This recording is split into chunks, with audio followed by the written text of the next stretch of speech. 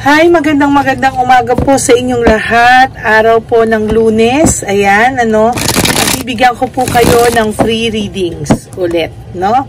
Kamusta po ang araw ng Lunes sa inyo? Ayan. Kaya ngayon po, no, ay simula ng bagong linggo, simula ng bagong week, no? Dapat po tayo lahat ay maging positive, kalimutan ng lahat ng naging negative vibes ng ating weekends, no? So maraming pong salamat sa inyong lahat sa pakikinig, no? Maraming salamat po sa pag-aantay. Pasensya na po kayo, hindi na po ako nakapag kagabi sa sobrang antok ko na din po, no?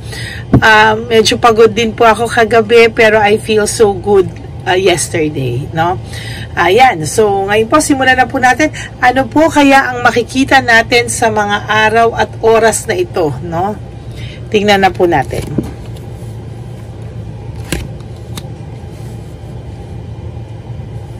Sa mga oras pong ito ay nakakaramdam siya ng matinding takot na ikaw ay tuluyan ng manlamig sa kanya. Oh my God.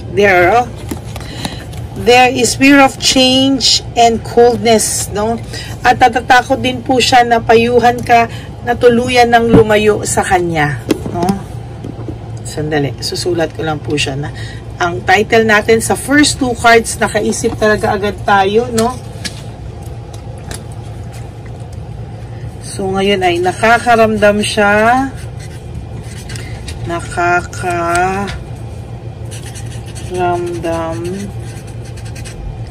siya ng matinding takot na tuluyan ka na manlamig at kalimutan. Tuluyan ka na manlamig at kalimutan siya.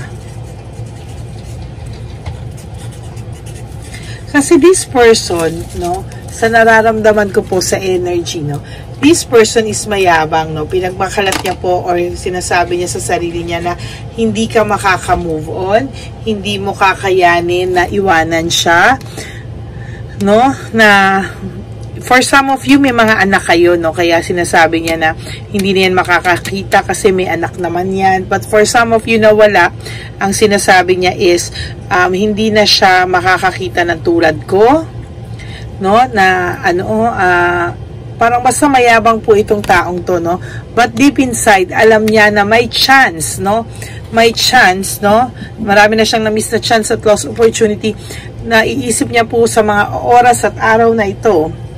Sa oras at araw na ito, right at this very moment, no? Or lately, itong mga nararamdaman niya na may takot na po siya, no? Na hindi na siya sure kung hindi na siya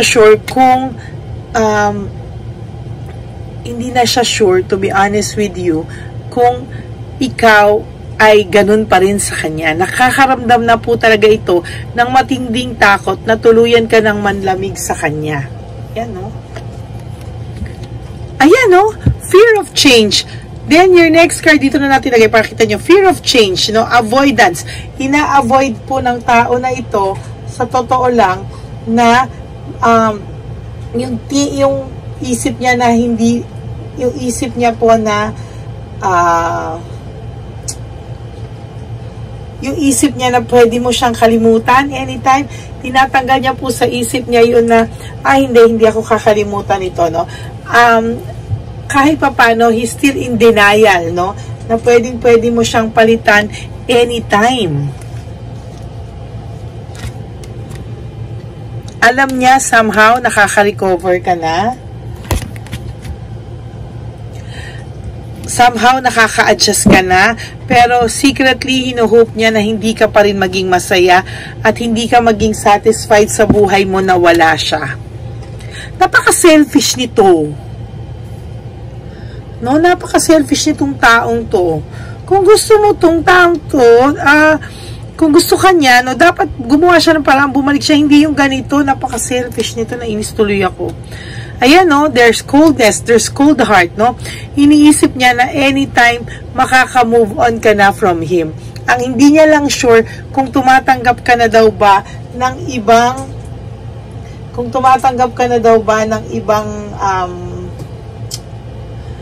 kung tumatanggap ka na daw ba ng mga manliligaw, ng ibang opportunity, no? Lagi ka pong kinakamusta nito sa ibang tao. Ang dami niya pong pananakit sa iyo, oh. Emotionally, sobra ka na trauma, no? Sobra ka na trauma, naging rude siya sa'yo. Ang sakit po ng binigay sa'yo ng taong ito. Well, lahat sinakripisyo mo. And even after this moment, may mga iba ka pang sinasakripisyo dahil sa taong ito, no?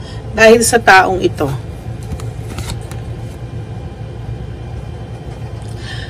Yung taong ito ay nakakaramdam ng matinding tensyon, ayan, no? Sa kanyang buhay ngayon. Meron siyang aligagasya, meron siyang problemang dinadala-dala, no?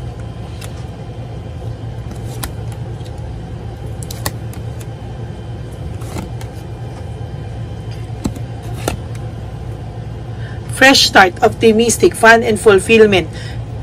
Iniisip ng taong to na ikaw ay naka-move on na. Talagang nag-move on ka na from him at talagang sa'yo, tinanggap mo na at nagkaroon ka na ng self-acceptance sa pagkasira ng samahan nyo o ng relationship nyo, pamilya nyo, or relasyon nyo. No? For some of you who's married, no, yan.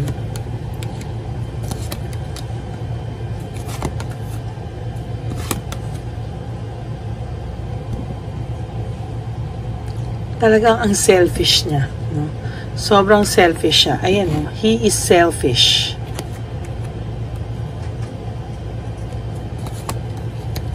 Frustrated siya sa mga oras na to. Bumabalik kasi sa kanya yung mga ginawa niya, no? Parang nararamdaman niya na karma na ba ako? Karma na ba to? Pero sa totoo lang po, matindi ang yabang nito at ego nito, no? Na hindi ako tatabla nito. Pero the truth is, ayan, no? The truth is, na-frustrate na din po siya.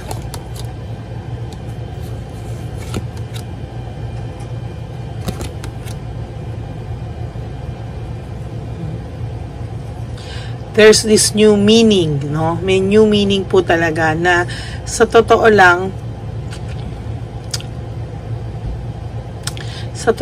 po, yung frustration niya ay nagkakaroon na sa kanya ng ibang dating, no? Parang tinatabla na siya at pakiramdam niya talaga na bumabalik sa kanya yung mga ginagawa niya. At iniisip niya, kasi iniisip niya, may pinapagawa ba sa aking tong taong to? Bakit all of a sudden, hindi ka po mawala sa isip niya, iniisip niya po na baka may ginawa ka sa kanya, bakit ngayon nakakaramdam siya ng guilt sa'yo, no? Ayan, no, may resentment po kasi siya and desire to reconcile. Oh, there's resentment and desire to reconcile, meaning, ngayon po, nakakaramdam na siya ng matinding,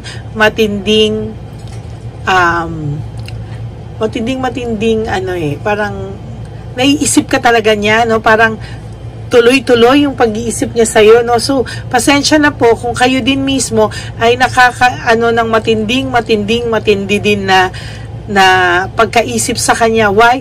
Because you mirror each other, no? Naiisip ka po niya na may mental telepathy ka po niya sa lakas po ng pakiramdam niya. Alam na po niya na no right choice, hindi po tama yung ginawa niya, and he's very confused right now, no? Confused po ito.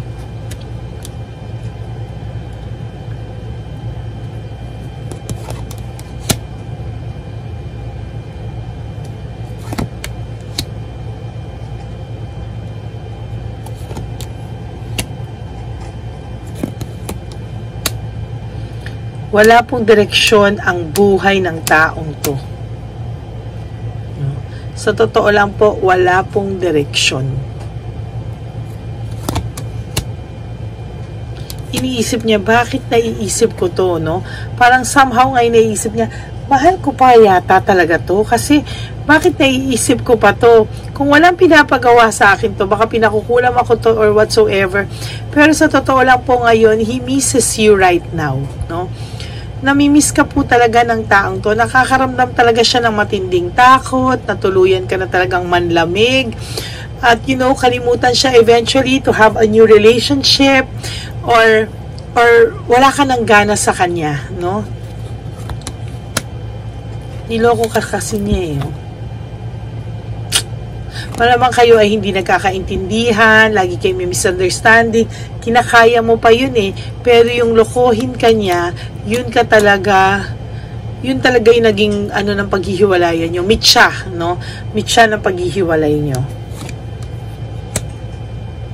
Ngayon, mas kalmado ka na kahit papano, no? Kahit papano, mas kalmado ka na, kahit papano, medyo okay ka lang ngayon. Hindi ka na talagang lugmok, no?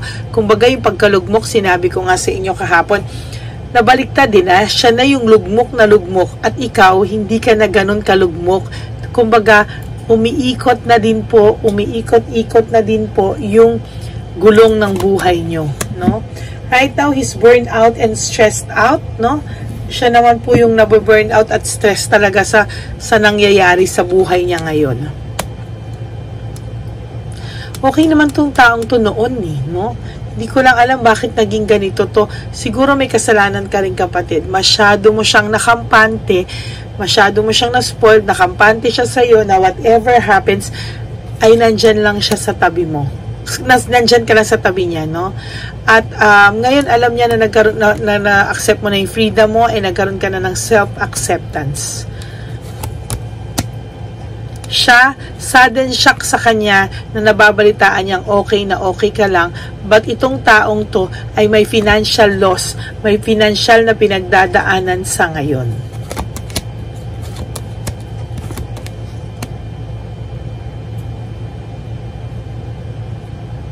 Pwedeng may legal matters din po siyang pinagdadaanan sa ngayon. And he's really disappointed with his life right now.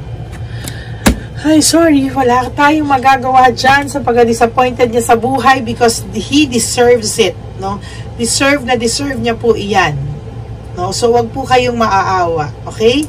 So, kayo naman po, no? Just go on with your life, no? Tuloy-tuloy lang po ang buhay, kapatid, ha? Tuloy-tuloy lang po ang buhay, no?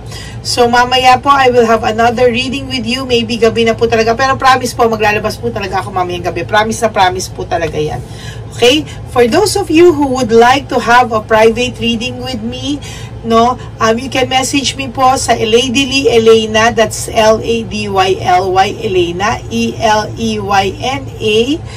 No, sorry po talaga kagabi because medyo pag uwi ko po parang sumakit yung ulo ko talaga, nahilo ko, and inantok na po talaga ako kagabi ng bonggang-bongga. Yun.